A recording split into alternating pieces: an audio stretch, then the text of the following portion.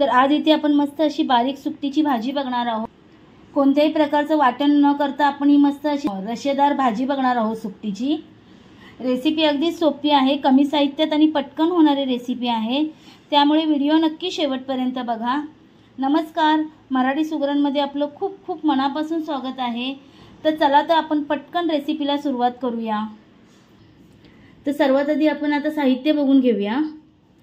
तर ह्यासाठी मी 3 मीडियम आकाराचे कांदे घेतले आहे बारीक चिरून, 2 मीडियम आकाराचे टोमॅटो घेतले आहेत बारीक चिरून, 3 ते 4 आमसुलाचे तुकडे घेतले आहे, 1 हिरवी मिरची घेतली आहे बारीक कापून अशी, आणि 4 ते 5 लसणाच्या पाकळ्या घेतल्या आहेत, थोड्याशा ठेचून घेतल्या आहेत मी लसणाच्या पाकळ्या। ह्यासाठी मी 1 वाटी सुकट घेतली आहे, थोडीशी भाजून मी घेतली आहे। गरम तव्यावर थोडीशी 1-2 मिनिटासाठी भाजून घ्यायची आहे आपल्याला।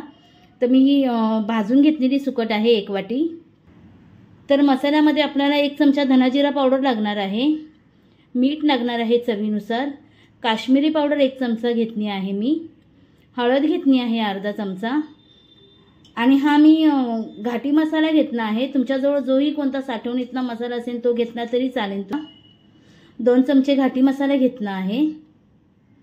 तर आता सर्वात आधी आपण सुकट पाण्यामध्ये टाकून घेऊया। तर इथे मी थोडंसं कोमट पाणी घेतलं आहे। आता ही सुकट आपण कोमट पाण्यात 10 मिनिटासाठी भिजायला घालून घेऊया।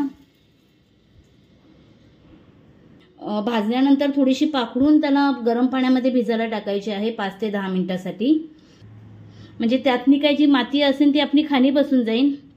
तर आता आपली सुकट भिजते तोपर्यंत आपण कांदा भाजायला घेऊया। आता कढईमध्ये आपण तेल टाकून घेऊया।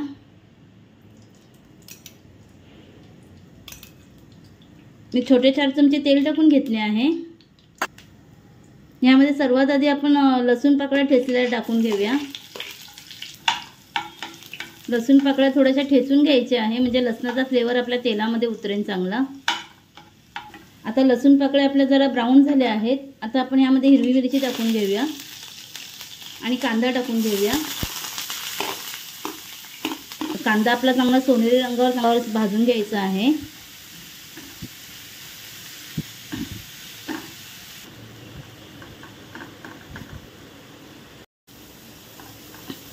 आता यामध्ये आपण टोमॅटो टाकून घेतले आहे।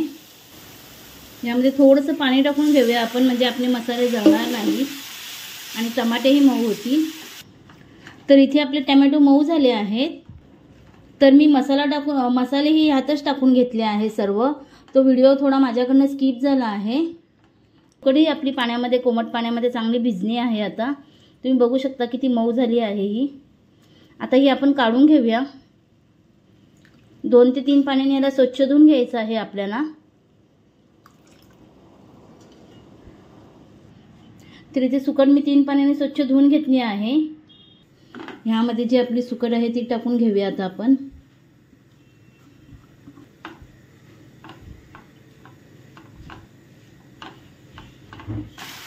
आता 1-2 मिनिटासाठी याला तेलामध्ये चांगलं परतून घे। सुकट आपली तेलामध्ये चांगली व्यवस्थित परतून झाली आहे। यामध्ये आपण थोडंसं गरम पाणी टाकून घेऊया। मी हे गरम पाणी टाकलं आहे अर्धा ग्लास।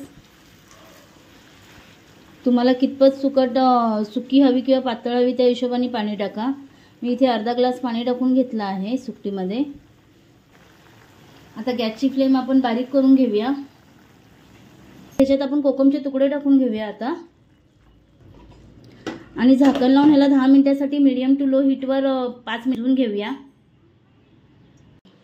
तर इथे 10 मिनिटं झाली आहेत। आता आपण झाकण उघडून बघूया। बघू शकता मस्त अशी सुकट किती छान आहे सुकटी ना। आता आपण गॅसची फ्लेम बंद करून घेऊया आणि यावर कोथिंबीर टाकून घेऊया। तर मस्त आपली इथे सुकटीची भाजी तयार झाली आहे। आता यांना आपण काढून घेऊया। तर याच्यावर कोथिंबीर टाकून घ्यायची आहे आपल्याला। तर गरमागरम इथे आपली सुकटीची भाजी तयार झाली आहे। चपातीसोबत किंवा भाकरीसोबत खूप सुंदर लागते। तुम्हाला माझा व्हिडिओ कसा वाटला? आवडल्यास लाईक आणि शेअर करा, आणि अशाच नवनवीन रेसिपी बघण्यासाठी मराठी सुगरणला सबस्क्राईब करायला विसरू नका। अशाच एक नवीन व्हिडिओसहित पुन्हा आपण भेटू। तोपर्यंत धन्यवाद।